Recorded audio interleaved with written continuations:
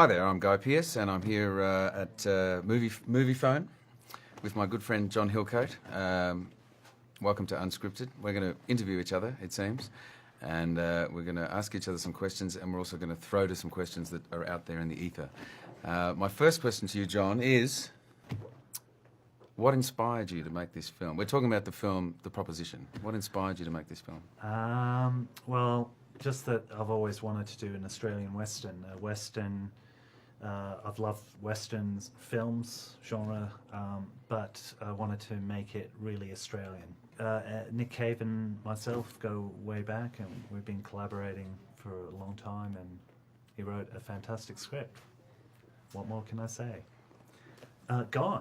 Yes, John. What was it about this role that you connected with?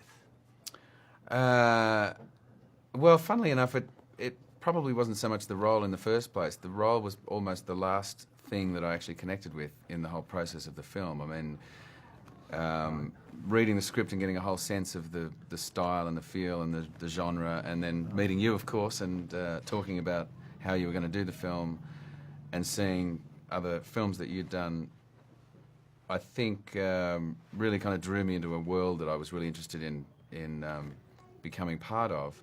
And then I found that as I got closer and closer to the process of actually making the film, I realised that I had no idea who this character was or anything like that. I was so sort of focused on everything else. Unscripted. Guy.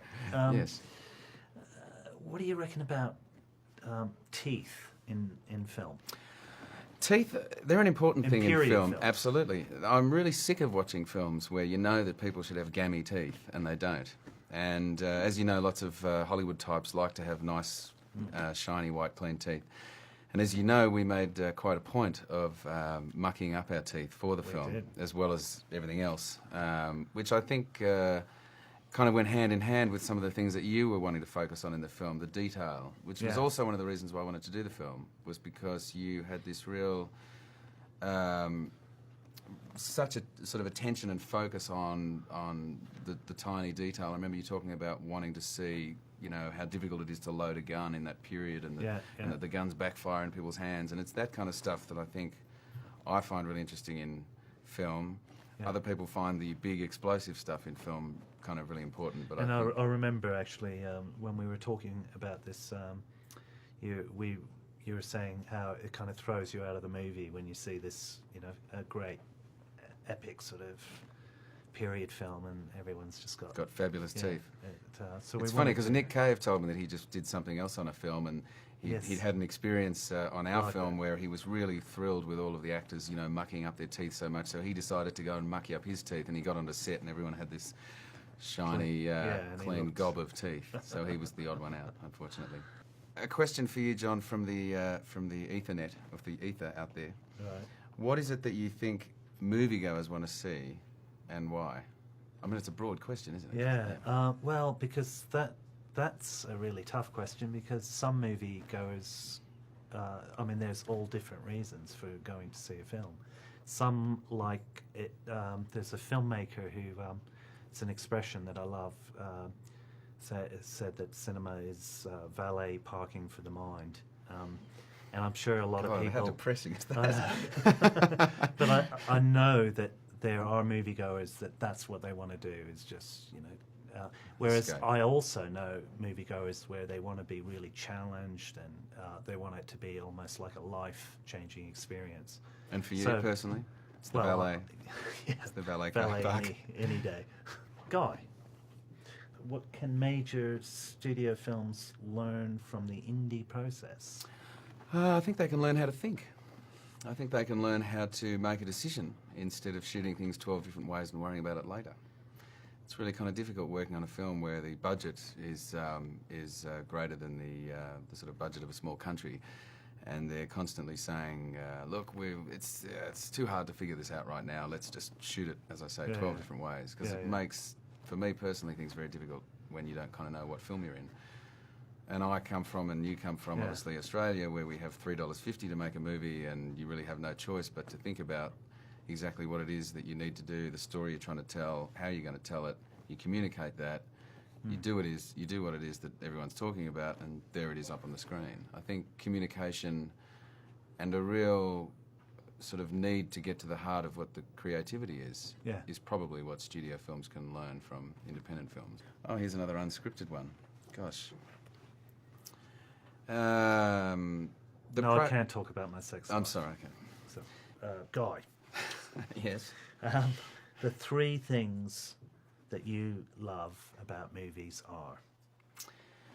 Well, I mean, there's lots of different things that I love about movies. There's lots of things that I find difficult about films as well. I mean, as an audience member, I think kind of what we tapped into before, which is that someone can tell a story that can resonate with you, that can actually then sort of connect some dots in your life and make something make sense or open up something that you've been kind of narrow-minded about. Yeah. I think is really vital for me personally. Yeah. Obviously, movies are important for me because that's my livelihood at this point in my life. So, Good practical.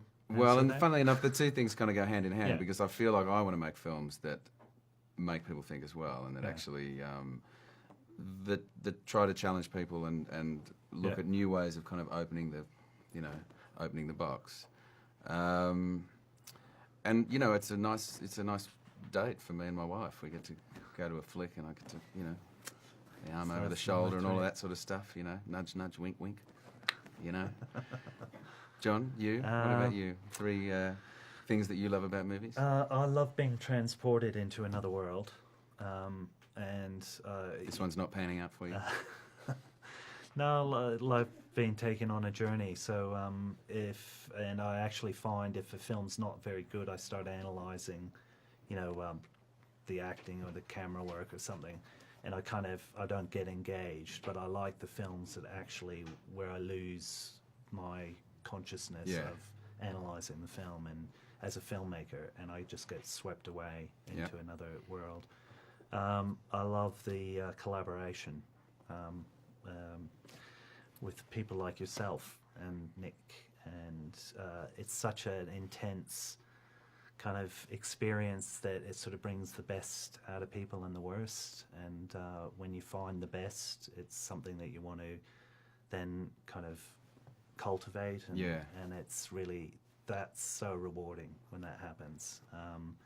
And I guess the 3rd thing is, I'm hoping one day it's some kind of I can make a living out of it. But that's a dream, maybe. I hope not. Well, I'll ask you this question again in 10 years' time and see if Right. if that 3rd thing's come true for you. No, and being challenged. I like to be challenged. Yeah. Thank you to Moviefone. Thank you to Moviefone. Thanks for having us.